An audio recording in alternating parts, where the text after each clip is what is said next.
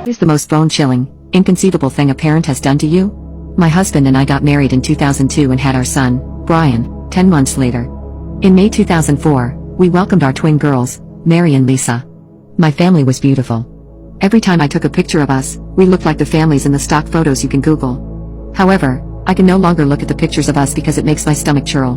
When my twin girls were born, we had no issues in the hospital. They were born right on their due date, and passed all their postnatal tests with stellar stats. But when we got home we noticed that Mary was developing a rash.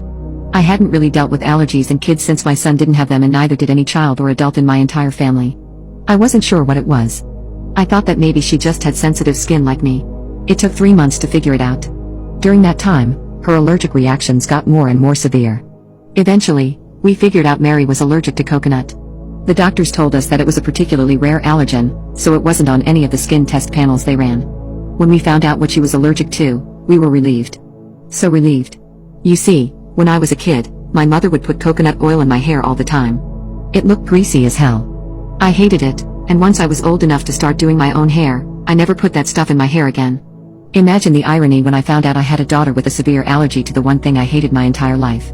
We told my mother, and she laughed as well. She made jokes about how my baby must have heard me talking about my hatred for coconut oil while she was still cooking inside me and decided that she needed to hate it too. We all had a good laugh and left it at that. Or so I thought. My mother and I have always had a contentious relationship at best. We got along well enough, but we vehemently disagreed on certain topics. As far as raising my kids, my mother was hands-off and respected all of my decisions, even if she didn't like them sometimes. I was giving a midterm that day to my students, and I had to be at my research lab late that night. My husband was away at some conference, and our nanny was down with the flu. So, I had my mom come take them for the day. My son was almost 3 years old, and the girls were a year and a half old. Overnight visits with my parents weren't exactly common, but they weren't unusual either. They had always come back from these visits very happy and well taken care of, so I had no second thoughts about leaving them with my parents. They spoke to me on the phone after their lunch, and then, around 5 p.m., we video chatted. The kids were also happy and healthy. I got home around 10:30 p.m. that night and called my mom to see if the kids were up by any chance so I could say goodnight. I missed the kids by about 20 minutes. They'd already gone to bed. So, I talked to my mom for a little bit, but she's a pretty early sleeper too, so we hung up and went to bed. I woke up around 5 a.m. the next morning to go pick up my husband from the airport at 6. I picked up my husband, and neither one of us was very hungry yet, so we thought it'd be a nice treat to pick up the kids first and go to brunch with my parents. We got to my parents' house at 7:45 a.m. My parents weren't there.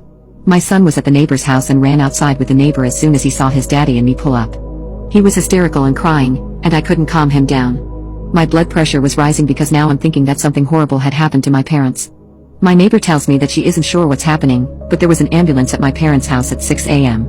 My dad had run over and woken them up to see if they could watch my son for a few hours until he got back. Of course, they'd said yes. I'm calling my parents non-stop at this point, and I'm getting frantic because I don't know what's happened. My son was still crying, but he was calmer. He still couldn't really explain to me what had happened, though. I honestly don't remember the details of what happened next, but somehow we figured out that the ambulance was from a hospital nearby. We broke several driving laws trying to get there. We got to the hospital, pulled into the emergency entrance that was for ambulances only, left the car, and bolted inside. A few nurses took notice of us immediately and were asking us what was wrong. I was calmer than my husband at this point, so I explained that I didn't know. I told her my twin girls and my parents were here somewhere. I'll never forget the look on that nurse's face. She knew exactly who I was at that moment, and she was about to cry. Another nurse took me and my husband to an empty room. According to my son, Mary started to get a little dizzy and itchy when my mom was doing her hair. So my mom gave her some kids' Benadryl, which made her sleepy. Since it was close to bedtime anyways, the kids then went to bed.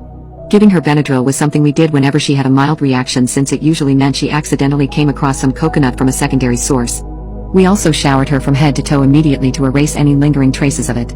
My mother simply gave her some Benadryl, kept the coconut oil in her hair and put her to sleep. The Benadryl made her sleepy and unable to wake up or be conscious enough to wake up her brother or cry. She vomited in her sleep, and the rash spread all over. Her little body was swollen to twice the size. She had asphyxiated in her sleep. She died painfully and slowly in the early hours of the morning. My mother had found her when she went to check on the kids in the morning around 7 a.m. She was already dead by then.